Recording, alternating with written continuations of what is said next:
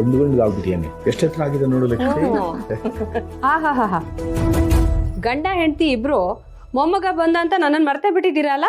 ಅದು ಹೇಗ್ ಸಾಧ್ಯ ವೀಣಾ? ಇಂಥ ಮುದ್ದಾದ ಮೊಮ್ಮಗನ್ ಕೊಟ್ಟಿರೋ ಸೊಸೆನ್ ಮರೆಯಕ್ಕಾಗತ್ತಾ? ಸದ್ಯ ಅಷ್ಟಾದ್ರೂ ನೆನಪಿದ್ದೀನಲ್ಲ.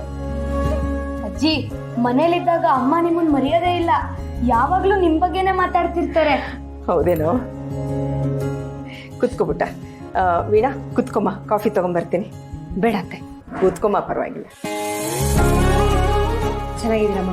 ಹೂನಮ್ಮ. ಚಿರು, ಸ್ಕೂಲಲ್ಲೆಲ್ಲ ತುಂಬಾ ಜನ ಫ್ರೆಂಡ್ಸ್ ಇದಾರ ನಿನ್ಗೆ? ಹೇಗೆ ಓದ್ತಾ ಇದ್ಯಾ? ಚೆನ್ನಾಗಿ ಓದ್ತಿದ್ದೀನಿ ತಾತ.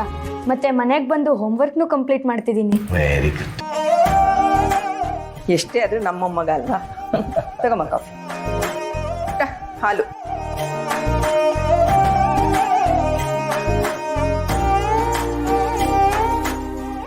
ವೀಣಾ, ಇನ್ನೇ ನಮ್ಮ ಸಮಾಚಾರ? ಸಂತು ಚೆನ್ನಾಗಿದ್ದಾನ? ಏನು ಕಿರಿಕಿರಿ ಮಾಡ್ತಾ ಇಲ್ಲ ತಾನೆ? ಮತ್ತೆ ಒಳ್ಳೇದಾಯ್ತು ನೀವೇ ಕೇಳಿದ್ದು. ನಾನೇ ಫೋನ್ ಮಾಡಿ ಹೇಳೋಣ ಅನ್ಕೊಂಡಿದ್ದೆ. ಇತ್ತೀಚೆಗೆ ನಿಮ್ಮ ಮಗ ಯಾಕೋ ವಿಚಿತ್ರವಾಗಿ ಆಡ್ತಿದ್ದಾರೆ ಅತ್ತೆ.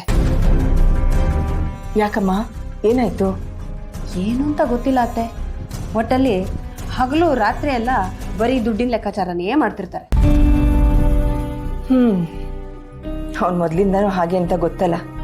ಯಾವಾಗ ನೋಡೋದು ಲೆಕ್ಕಾಚಾರ ಲೆಕ್ಕಾಚಾರ ಲೆಕ್ಕಾಚಾರ. ಹಾಗಲ್ಲ ಅತ್ತೆ, ಈ ಸಲ ಏನೋ ಒಂಥರ ಬೇರೆ ಥರನೇ ಇದೆ. ಏನೋ ಮಾಡ್ತಿದ್ದಾರೆ ಅಂತ ಗೊತ್ತಾಗ್ತಿದೆ, ಆದರೆ ಏನು ಮಾಡ್ತಿದ್ದಾರೆ ಅಂತ ಗೊತ್ತಾಗ್ತಿಲ್ಲ. ಒಟ್ಟಲ್ಲಿ ಹಗಲು ರಾತ್ರಿ ಬರೀ ದುಡ್ಡಿನ ಬಗ್ಗೆನೇ ಮಾತಾಡ್ತಿರ್ತಾರೆ. ಸಾಲಾಗಿಲ್ಲ ಏನಾದರೂ ಮಾಡ್ಕೊಂಡಿದ್ದಾನಮ್ಮ?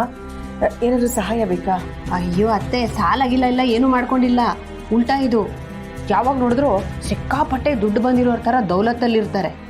ಮಾತೆತ್ತಿದ್ರೆ ವಿಣಾ ದುಡ್ಡು ಬರುತ್ತೆ ಅಂತಿರ್ತಾರೆ.